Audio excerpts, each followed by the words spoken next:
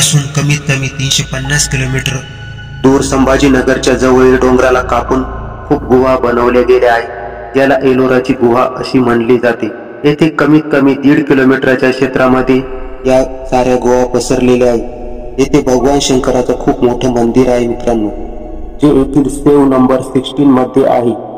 कमीत कमी 3 मजला उंच हे मंदिर एथेन्सच्या पार्थेनॉन पेक्षा 3 गुणा उंच आहे। आर्किओलॉजिस्ट म्हणतात की कैलास मंदिराला बनवण्यासाठी डोंगराला वरून खालीपर्यंत कापलं गेलं होतं। इतिहासकारांचं म्हणणं आहे की या मंदिराच्या निर्मितीसाठी कमीत कमी 4 लाख टन दगडाला या डोंगरातून बाहेर काढलं गेलं होतं आणि या डोंगराला बनवण्यासाठी 18 वर्ष लागली होती। आणि इतिहासकारांच्या या विश्वासाने खूप अशा प्रश्नांना जन्म दिला। इतिहासकारांचं म्हणणं आहे लोकांनी 18 वर्षापर्यंत काम करून या मंदिराची निर्मिती पूर्ण केली होती। चला समजा आपण मानू लोकांनी त्या 18 वर्षामध्ये विना रुकता न थकता रोज 12 तास काम केलं होतं। त्या हिशोबाने प्रत्येक एका माणसाने कमीत कमी 5 टन दगड कापला असेल आणि फक्त दगड नव्हता कापला, त्याला कोरून आकार पण दिला होता। आज विचार करणारी एक गोष्ट आहे, आजची खूप साऱ्या ऍडव्हान्स टेक्नॉलॉजीचा वापर करून इतक्या जोरात इतकं मोठं काम करणं नामुमकिन अशक्य आहे। त्यामुळे म्हणणं चुकीचं नाही होणार। जर हे मंदिर मनुष्यानेच बनवलेलं आहे तर हे बनवण्यासाठी कमीत कमी 80 ते 100 वर्षांचा कालावधी लागला होता। आता दुसरी गोष्ट, हे मंदिर ज्या प्रकारे बनवलं गेलं आहे ही गोष्ट तर खरी आहे।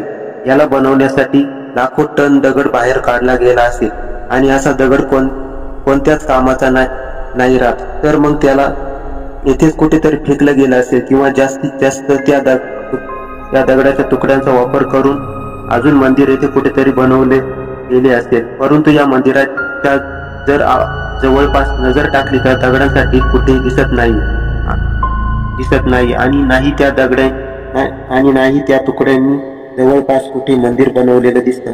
मग ते सारे दगडांचे तुकडे शेवटी गेले तरी कुठे, असं आहे मित्रांनो। इतिहासकारांचे मत कधी एक नाही राहत, प्रत्येकाचा वेगवेगळा अंदाज राहत असतो आणि या मंदिराच्या निर्मितीबद्दलही शोधकर्त्यांचे खूप असे वेगवेगळे अंदाज दिसत आहे। यातच एक या मंदिराचं बनवण्यामागचं एक कारण अंगावर काटा आणणार आहे मित्रांनो। जुन्या वैदिक लेखांमध्ये एका खूप शक्तिशाली यंत्राचा उल्लेख केला आहे, त्याचं नाव होतं भौमास्त्र। हे यंत्र देवांद्वारे रचनासाठी वापर होत होता। या यंत्राने खूप अशा मोठ्या खडकांना खूप तेजीने कापून त्यांचा आकार दिला जात होता। कापले गेलेले खडक हवेमध्ये वाफ बनून उडून जात होते। या मंदिराच्या खाली शोधकर्त्यांना खूप मोठे रहस्यमय गुहा भेटल्या आहे। ही सुरंग खूप मोठी आणि खूप खोल आहे।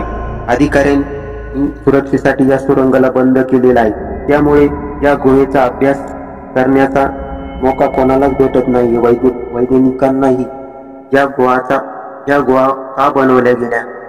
का बनवल्या गेल्या असतील याचं कारण कोणालाच नाही माहीत।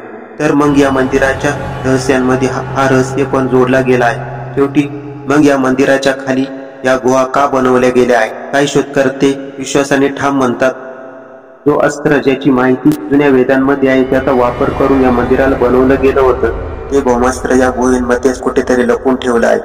आपल्यामधीलच खूप अशा लोकांना वाटत असेल या साऱ्या गोष्टी खोट्या आहेत आणि हे मंदिर आपल्यासारख्या माणसांनीच बनवले गेलं आहे। या मंदिराला पाहून तर मग असं वाटतं मित्रांनो, ही गोष्ट तर कोणती दुसरीच आहे। तुम्हाला काय वाटतं मित्रांनो, हे मंदिर कोणी बनवलं असेल?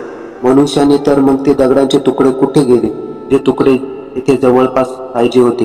आणि का मग या मंदिराच्या खाली असलेल्या गुहेमध्ये जाण्याची परवानगी कोणत्याही रिसर्चला पण नाही भेटत? तुमच्या कॉमेंटची आम्ही खाली वाट पाहणार आहोत। जर हा व्हिडिओ आवडला असेल तर प्लीज याला लाईक करा, आपल्या मित्रांना शेअर करा आणि पुढे अशाच व्हिडिओ पाहण्यासाठी आमच्या चॅनलला सबस्क्राईब करा। धन्यवाद।